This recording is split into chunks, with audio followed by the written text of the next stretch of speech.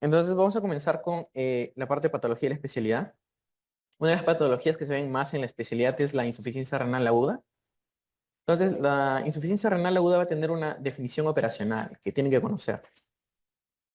Entonces, vamos a ver. La definición operacional de la insuficiencia renal aguda va a ser un fracaso en la función renal. Y un fracaso que se objetive en dos fenómenos de función. Uno es el gasto urinario y el otro es la tasa de filtración glomerular. El gasto urinario se estudia a través de la diuresis. Entonces, la definición operacional va a incluir la oliguria, que por definición es menos de 0,5 mililitros por kilo por hora. Siempre que se mantenga por alrededor de 6 horas, constituye un AQI. Punto. La definición por tasa de función se evalúa en función a sus derogados. En este caso, la retención de nitrogenados. El nitrogenado que se estudia es la creatinina.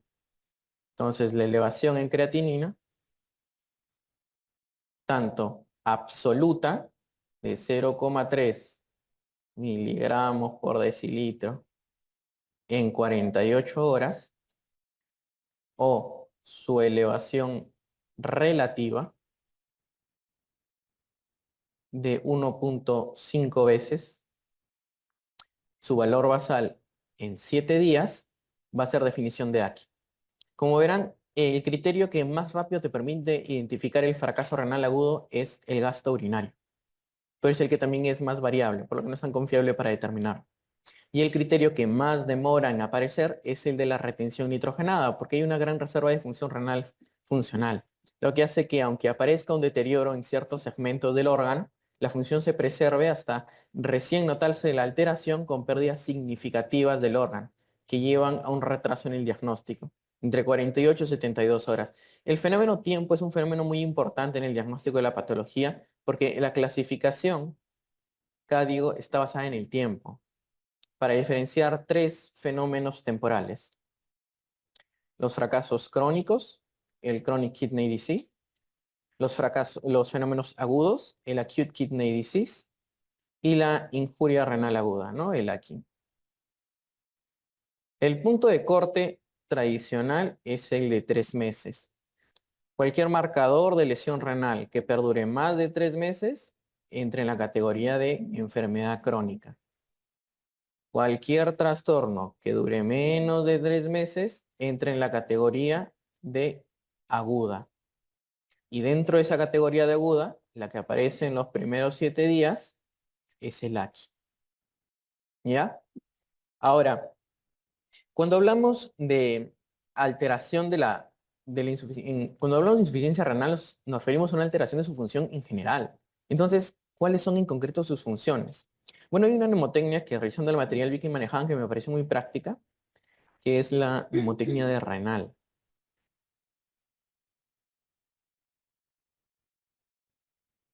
La mnemotecnia renal hace referencia a varias de las anomalías que aparecen devenidas de la disfunción del órgano.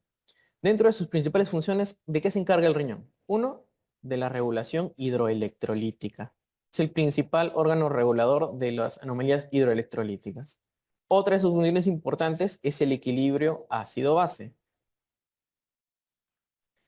Otra de las alteraciones importantes o de las funciones importantes es la regulación de los elementos nitrogenados. Y otra de sus funciones importantes del riñón son las relativas a sus funciones endocrinas, que son múltiples en realidad, pero que lo resumieron con la mnemotecnia TEDI. T, que lo usan para testosterona, pero yo preferiría utilizarla para trastorno mineral óseo, porque es el primero que aparece y uno de los más importantes.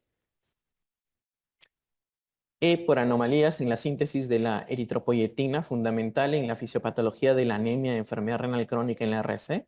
Esta es una hormona de síntesis por las células intersticiales peritubulares. Otra es la anomalía en la síntesis de la vitamina D. No exactamente su síntesis, pero su metabolismo. Sabemos que la segunda hidroxilación de la vitamina D, para que pase su forma activa, el calcitriol, se da a nivel del túbulo proximal renal. Entonces, el fracaso de la función renal compromete en ocasiones la síntesis de la vitamina D.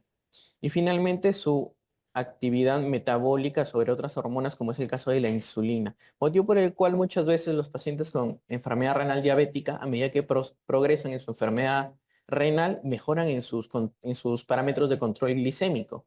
Porque cada vez requieren menos terapia hipoglicemiante, porque cada vez disponen de más agentes hipoglicemiantes autólogos, debido a la menor degradación renal que experimenta el paciente que sufre de deterioro de la función a largo plazo. Ahora, el fenómeno hormonal es un fenómeno que generalmente aparece cuando hay una lesión crónica. Es por eso que de estas funciones son estas tres las que se suelen alterar en la patología aguda y es cuando identificamos componentes crónicos, generalmente hormonales, que comenzamos a sospechar de que el fracaso no es agudo, sino que es crónico. Ahora, este fracaso, en el caso del agudo, ¿qué etiología va a tener? Vamos a ver que ultraestructuralmente el riñón va a tener varios segmentos y en lo que respecta a funcionalidad va a tener una unidad funcional que es la nefrona, ¿no? Que va a estar formada por un glomérulo, un túbulo y que se va a encargar de una serie de funciones relativas a la eliminación de sustancias, como la filtración a nivel glomerular, la secreción y reabsorción a nivel tubular y finalmente todo esto como resultado va a terminar en un producto de excreción.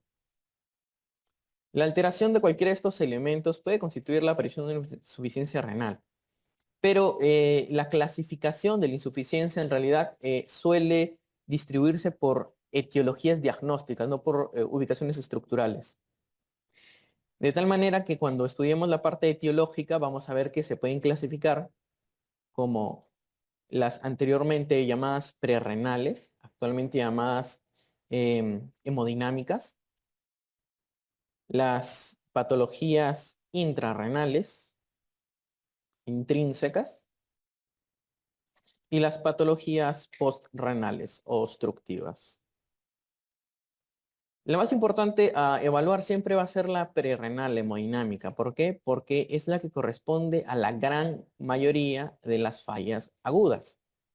Y se llama hemodinámica porque el principal componente, por lo menos inicialmente, no es un daño estructural, sino es un daño funcional relacionado a la menor perfusión del órgano, por cualquier factor condicionante. Este es el factor que se busca al momento de evaluar un paciente con fracaso renal. Paciente oligúrico, paciente hiperazoémico, lo que primero que se le interroga son condicionantes hemodinámicos. Si ha estado hipovolémico por pérdidas gastrointestinales, geniturinarias, sangrado, movimiento tercer espacio. Si ha estado hipoperfundido de alguna manera funcional por falla cardíaca, compartimental, hipertensión intraabdominal, cualquier cosa que disminuya de manera local el flujo al órgano. Siempre tiene que haber el factor condicionante. Entonces, una pregunta que te plantea un paciente con falla, oligúrico hiperazoémico, que tenga un componente, un condicionante hemodinámico, te está orientando a una etiología prerrenal. La segunda que se busca, aunque es más frecuente la intersticial, la segunda que se busca es la obstructiva. ¿Por qué? Porque es lo más fácil de excluir. Ecografía y se acabó. Entonces, la patología obstructiva no es la segunda más frecuente, pero es la más fácil de excluir y siempre se debe estudiar en cualquier paciente con fracaso renal. La identificación de una oclusión del flujo de salida, una oclusión baja, un globo vesical, una oclusión alta, una hidronefrosis, todas constituyen manifestaciones de una patología postrenal, cuyo manejo está directamente relacionado a la desobstrucción. Baja con sonda, alta con nefrostomía, desobstrucción, punto. Sin embargo, el segundo grupo en etiología es el de la patología intersticial, que es el que en realidad estudia nefrología. La patología intersticial está muy relacionada a los componentes y estructurales que forman el riñón. Entonces, si sabemos que el riñón tiene un glomérulo, habrá patología intersticial de origen glomerular, ¿no? Como las glomerulonefritis. Si sabemos que el riñón, bueno, la nefrona, tiene túbulo, habrá patología tubular, como las necrosis tubulares agudas, ¿no? Que pueden ser isquémicas o tóxicas por resumir las más importantes. Dentro de estas, la que más destaca es disquémica, porque en la evolución natural de una enfermedad, generalmente cuando un fenómeno hemodinámico funcional no es corregido, evoluciona a una lesión isquémica estructural y da origen a una necrosis isquémica. Mientras que por otro lado, cuando no hay un factor hemodinámico que condicione isquemia, a veces son los agentes tóxicos, como tanto los endógenos, como la CPK, aquí no se escribe CPK, ¿no? Ya, como la CPK, en el caso de la rhabdomiólisis, la hemoglobina, en el caso de la hemólisis, ¿no? El- son los que condicionan la lesión estructural. Por eso también siempre deben buscarse datos de destrucción celular, incluido el ácido úrico, ¿no? En el caso del síndrome de lisis tumoral. Eh, ¿Qué otra estructura tiene la nefrona? Tiene un espacio intersticial, porque todas estas estructuras están sujetas entre otras células de soporte que son susceptibles a contraer patología. Aquí destacan las nefritis intersticiales agudas, ¿no? Las nefritis intersticiales agudas son patologías de etiología muy variable, pero de las que destaca las reacciones alérgicas farmacológicas. Entonces, dentro de los fármacos post-exposición que debemos estar pendientes para sospechar una nefritis intersticial, están los AINES, están los antibióticos y están los inhibidores de bomba. Estos tres fármacos suelen ser un antecedente temporal que se relaciona a la aparición de un fracaso en el contexto de una nefritis intersticial aguda. ¿Y cuál es el otro elemento que se encuentra? Pues son los vasos que nutren el tejido. Y esto se ve en la microangiopatía trombótica.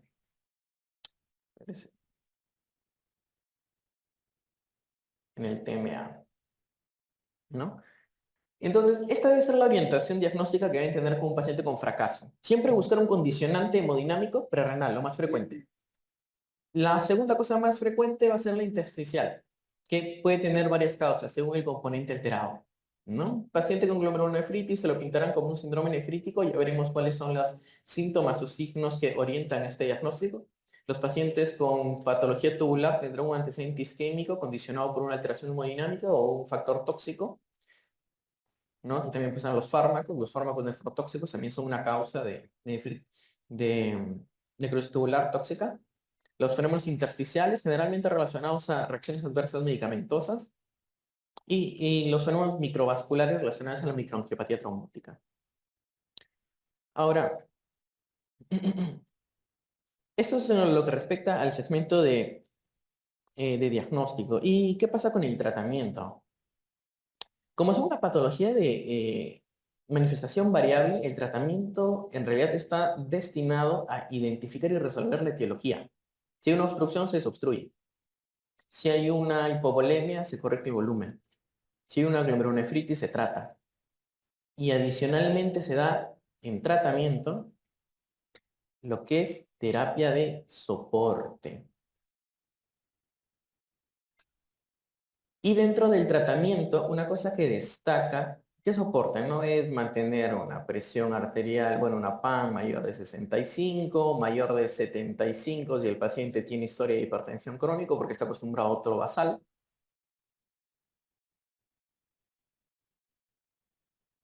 Y evitar mayores injurias, o sea, quitar nefrotóxicos. Todos los que son fármacos, yecas, aras, AINES, contrastes, no.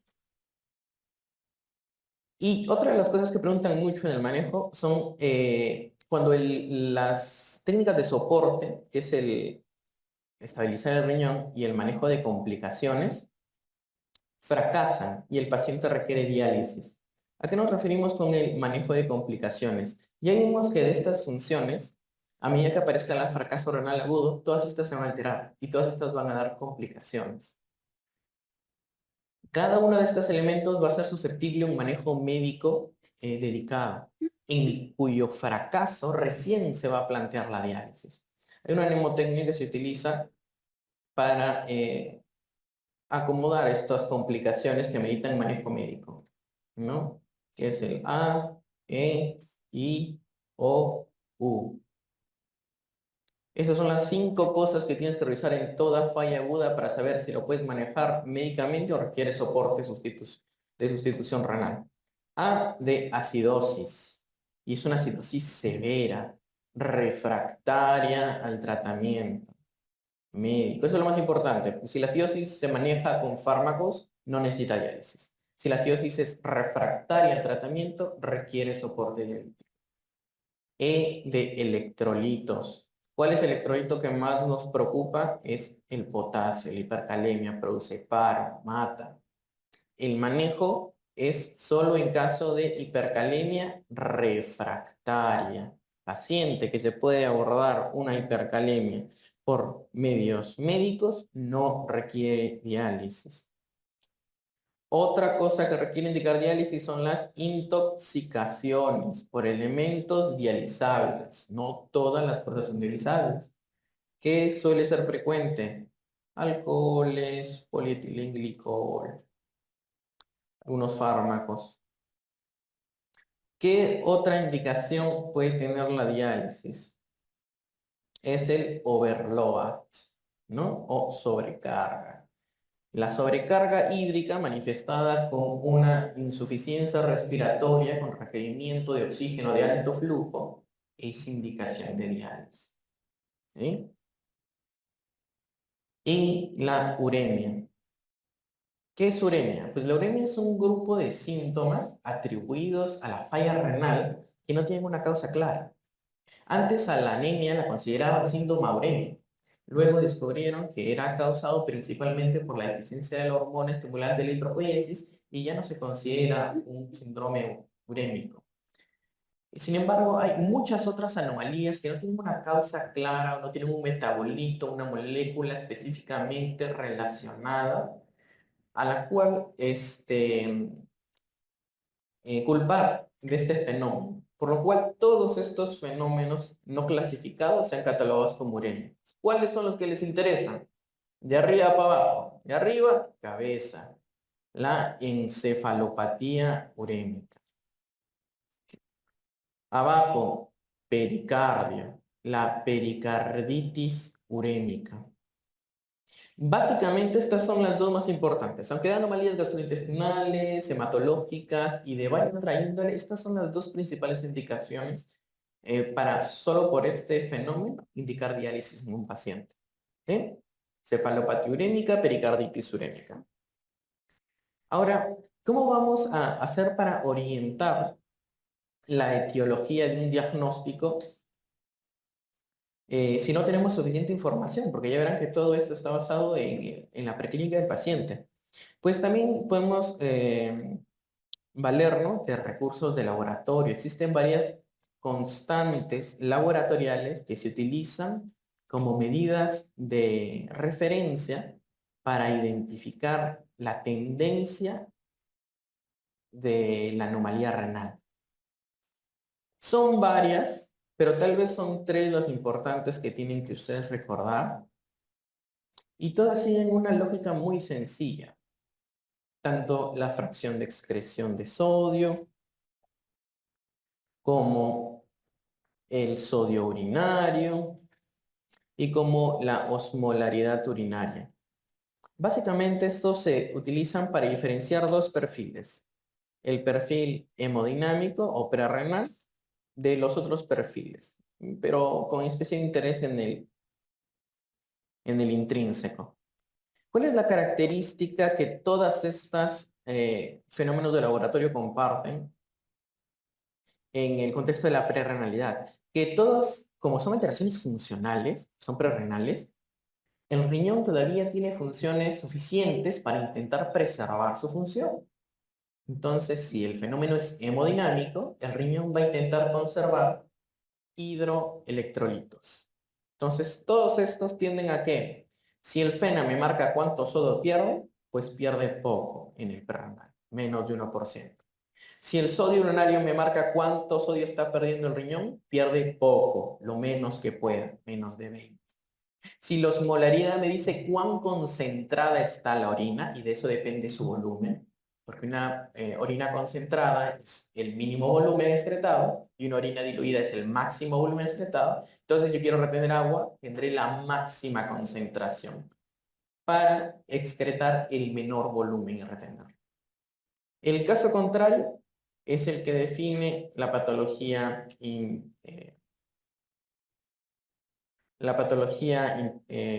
intrarrenal.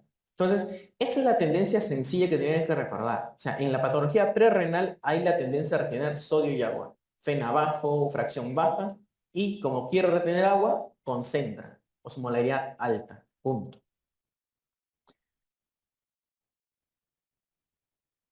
Ahora, vamos a comenzar a desarrollar estas preguntas para que vayan viendo cómo se orienta esto. Vamos a ver. No quiero eso, quiero rojo. Y por acá hay un resaltador, ok.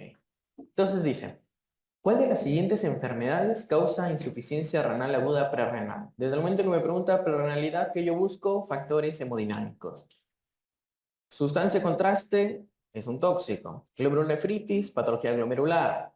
Enfermedad aterotrombótica vascular. Nefritis intersticial, intersticial. Síndrome compartimental genera hipertensión intraabdominal. Y eso que produce hipoperfusión tisular. Este es el único hemodinámico. Así de sencillo. Dice, mujer de 40 años con diarrea, vómitos. Diarrea, vómitos, que son contracción de volumen gastrointestinal. Desde hace 2 días, la cronología es importante porque ya decíamos que un fenómeno hemodinámico instaurado desencadena un fenómeno isquémico estructural.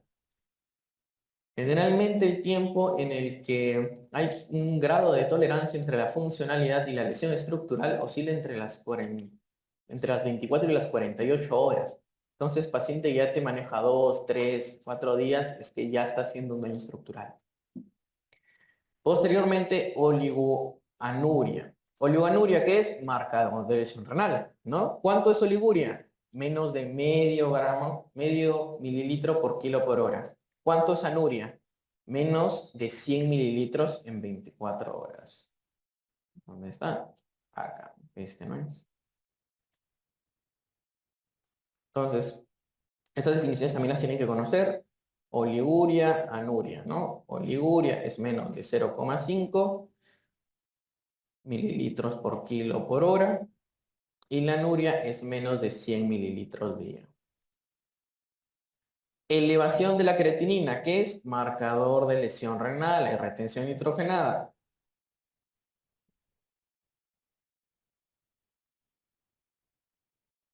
Ajá, ya fui, porque no sé cómo borrarlo.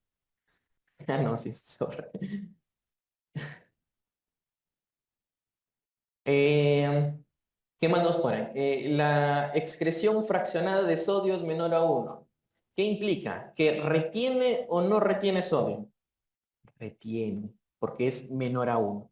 Y si retiene, me está hablando de que todavía hay función. Me está hablando de una situación de prerrenalidad. Entonces, así de sencillo se orientan las preguntas. Siempre hay que buscar los componentes hemodinámicos son muy importantes. El factor cronológico es importante para comenzar a plantearnos la posibilidad de un daño estructural. Y los marcadores de lesión, tanto laboratoriales como oligúricos y hiperazónicos, son los que nos determinan si estamos ante una lesión y qué perfil parece tener esta lesión. Pre, post, intra.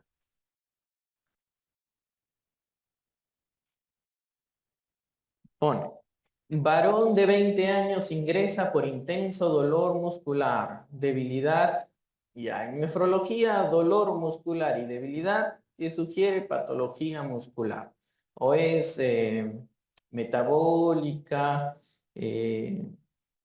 hidroelectrolítica o es traumática. Los traumáticos, ¿quiénes nos preocupan? Los relacionados a la CPK. Náuseas, vómitos, contracción de volumen, tiene componente hemodinámico, color marrón rojizo. Ya este es un dato curioso, porque la orina normalmente tiene una serie de elementos que pueden cambiar su coloración. Vamos a ver por aquí. Entonces, normalmente la orina oscila entre lo transparente, según qué tan diluido está, y lo amarillo, debido a que tiene un pigmento que es la urobilina, que le suele dar su color. Pero puede variar, o sea, puede tender a los rojos y marrones, en el caso de presencia de pigmentos, como la hemoglobina o la mioglobina. Resulta que ambos pigmentos comparten en su núcleo hierro, y el hierro es el marcador de la ortotoluidina, que es el marcador que utiliza la tira reactiva para detectar este elemento en sangre, en orina, perdón. Entonces, ambos te dan positivo en la tira reactiva para sangre, ¿sí? Tanto la hemo como la mio. También tiende a cambiar a, ¿cómo se llama? También puede cambiar a otros colores, verde, morado, generalmente asociado a infecciones por gérmenes que produzcan cambios, metabolismos con cambios de pigmentación. Del que más se describe siempre es de la pseudomonas. Entonces, día que vayan al hospital y vean un paciente que orina morado, puede ser una infección por pseudomonas, y pasa, y es raro, es feo. Pero el color que más preguntan es este. Los relacionados a los rojizos. Ahora, ¿qué importa de los rojizos? Los rojizos muchas veces te reflejan esto. Te reflejan pérdida de sangre. Pero la pérdida de sangre puede darse de carácter tanto macroscópico como microscópico. La mayoría de veces lo que se encuentran, bueno, obviamente para que se vea rojo tiene que ser macroscópica, pero una pérdida macroscópica puede corresponder tanto a lesión de la vía urinaria como lesión renal glomerular. ¿Cuál es la diferencia? La diferencia está en el estudio microscópico, porque una lesión glomerular que no sea de la vía urinaria, o sea, que no sea de la próstata, de la vejiga, del uréter, tiene componentes glomerulares. ¿Cuáles son los componentes de la hematuria glomerular? Son el dismorfismo, que se da entre 50 y 80% de las células estudiadas. Se da la acantocitosis en el 5% de las células estudiadas. Y se dan los cilindros hemáticos. Estos tres elementos constituyen los marcadores de una hematuria glomerular. ¿Qué diferencia la etiología del sangrado de cualquier parte de la vía urinaria? El glomérulo.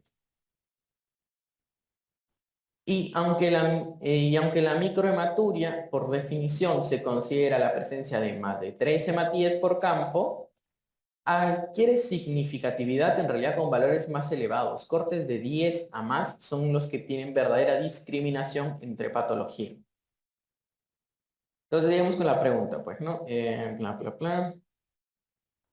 Ya teníamos dolor intenso, color marrón, ya me hace pensar que esté perdiendo sustancias extrañas, tiene un factor de trauma constante, que es una maratón de 15 kilómetros, funciones normales, otra vez el tema muscular, la poliomialgia, que el diferencial, que era la hemoglobinuria, no parece porque no hay disminución del hematocrito.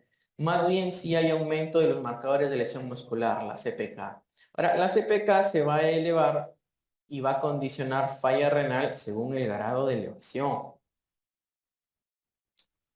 Una CPK puede condicionar un riesgo leve, riesgo moderado o riesgo alto de falla renal, según su grado de elevación.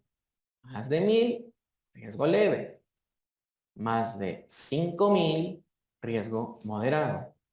Más de 15000, riesgo alto. Entonces este paciente tiene un riesgo leve.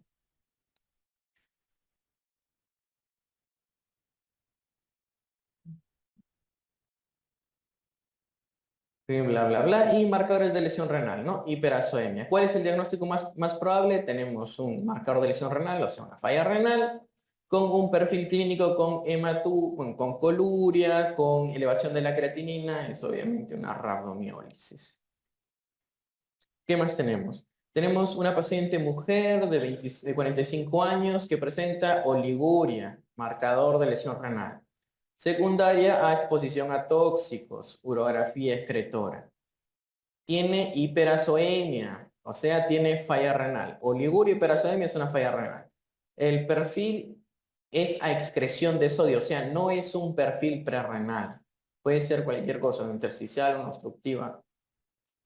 Dice, y tiene cilindros pigmentarios de color marrón rojo, granulosos y epiteliales. Los cilindros. Aquí el cilindro que más llama la atención es el granuloso. ¿Por qué? Porque en el sedimento urinario pueden haber varios elementos que pueden orientar el estudio. Por ejemplo, el sedimento puede formar cilindros. Puede formar cilindros granulosos que aparecen en las lesiones tubulares con desprendimiento. Puede formar cilindros hialinos que aparecen por la sobresaturación de proteínas Tam-Horsfall. En la deshidratación son los únicos de los cilindros que se consideran fisiológicos. Puede producir cilindros céreos o lipídicos que aparecen cuando hay pérdidas elevadas de lípidos, como es el caso del síndrome nefrótico. Y puede aparecer una congregación de muchos tipos de cilindros.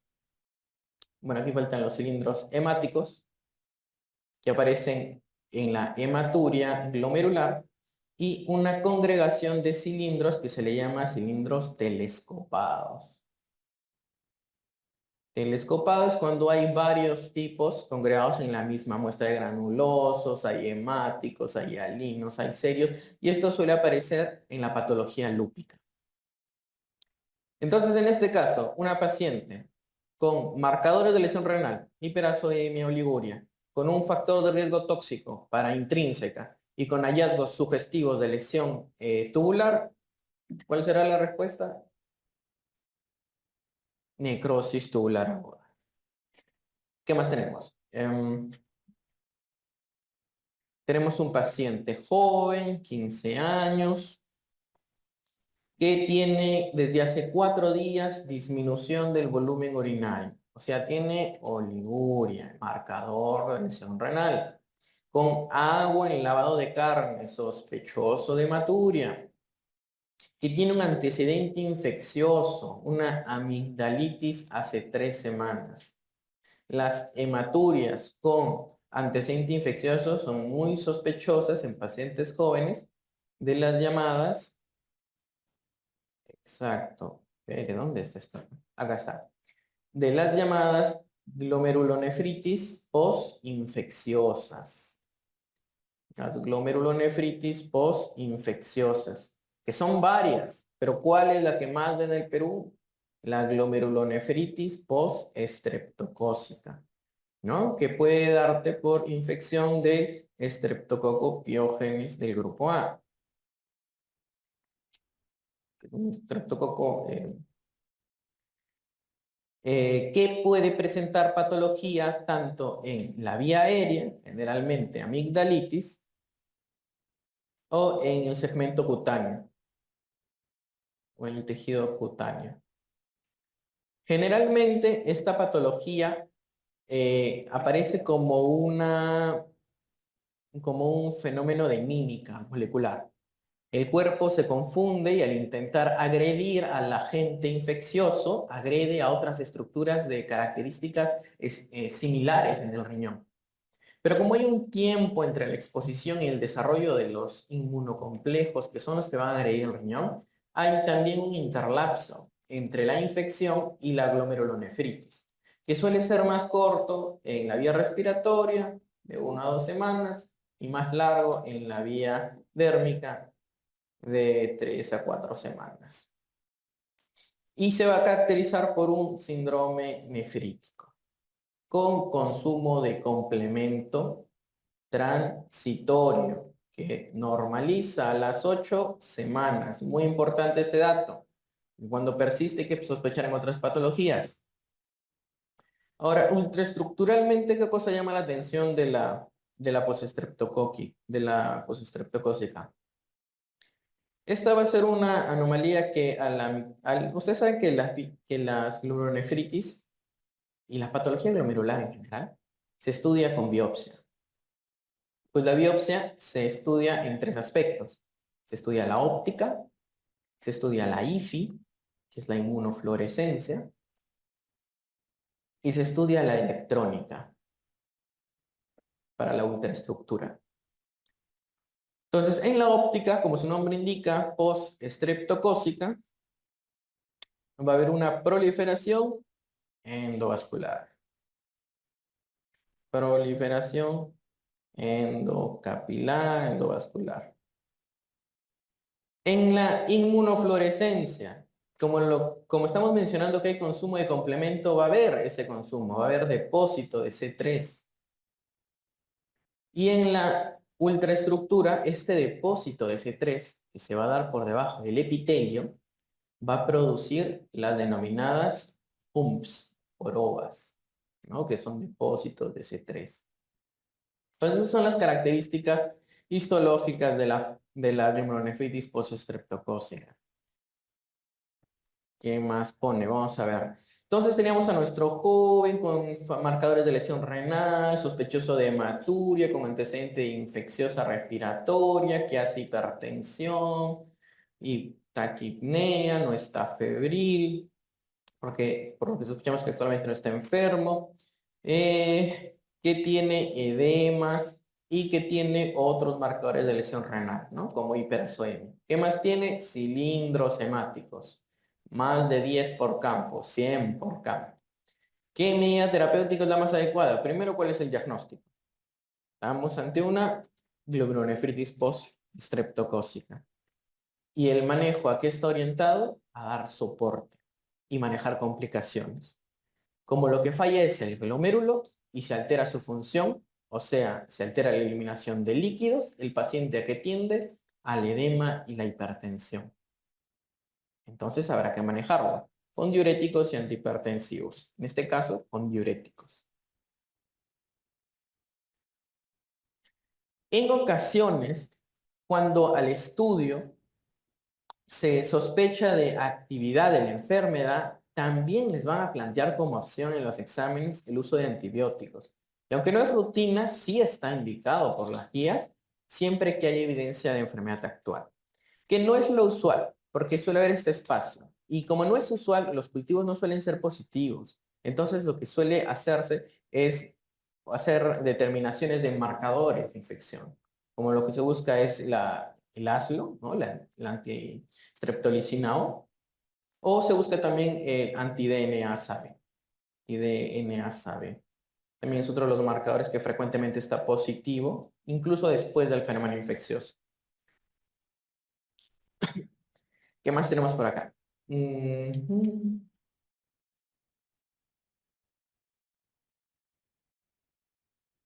Tenemos una paciente mujer de 64 años, adulta, factor de susceptibilidad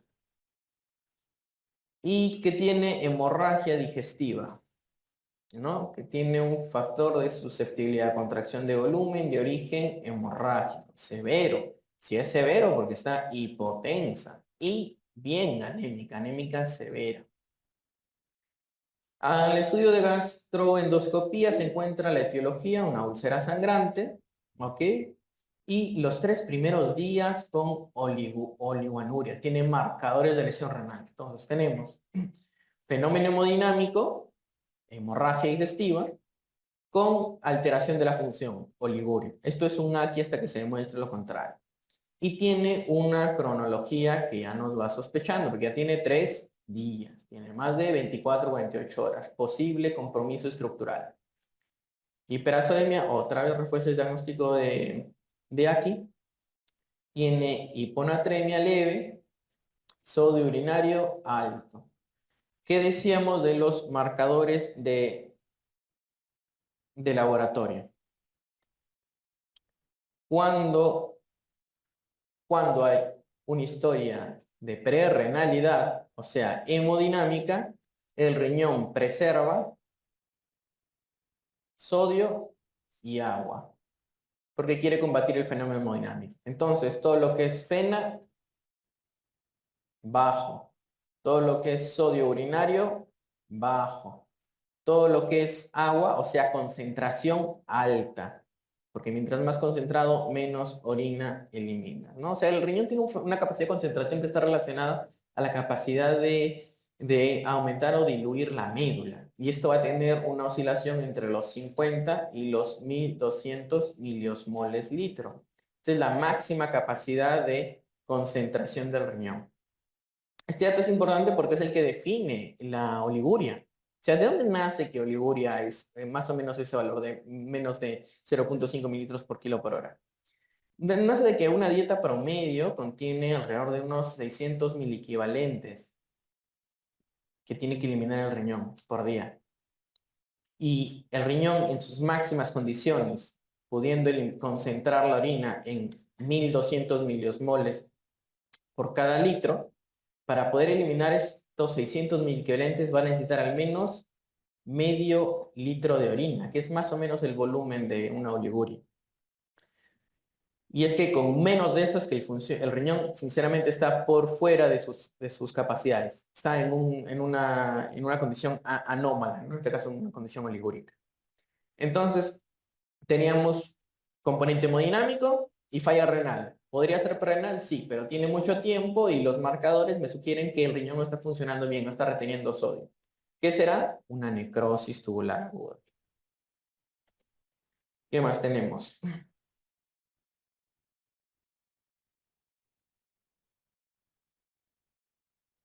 Tenemos en el último temblor de Piura, pared aplasta varón. Pared aplasta varón. Tum, tum, tum, tum, tum, tum, tum.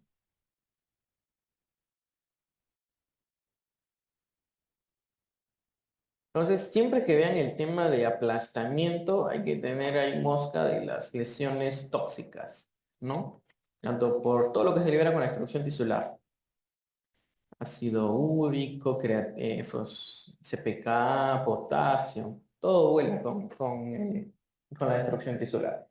Hay aplastamiento de un varón de 56 años, rescatado por los bomberos, inconsciente, bueno, lo han aplastado, pero igual en trastorno de conciencia, con hematomas. También hay posibilidad de hemólisis, que ella tiene a las 72 horas, o sea, riesgo de daños estructurales en el contexto de exposición a tóxicos, ¿no? Hemoglobina, mioglobina, CPK. Se encuentra con marcadores de lesión renal, hiperazoemia, que tiene el ácido úrico, lo tiene alto, pero sobre todo la tiene alta la CPK. El diagnóstico más probable es, obviamente estamos ante un fracaso renal agudo. Los uratos no tienden a dar un fracaso renal agudo, más bien tienden a hacer cristales, producir cristaluria. No se suelen, y menos con estos niveles, dar depósitos severos. La necrosis tubular por hemólisis siempre es una posibilidad. La insuficiencia renal por embolia grasa no hablan de traumatismo óseo, ruptura ósea por riesgo de embolismo.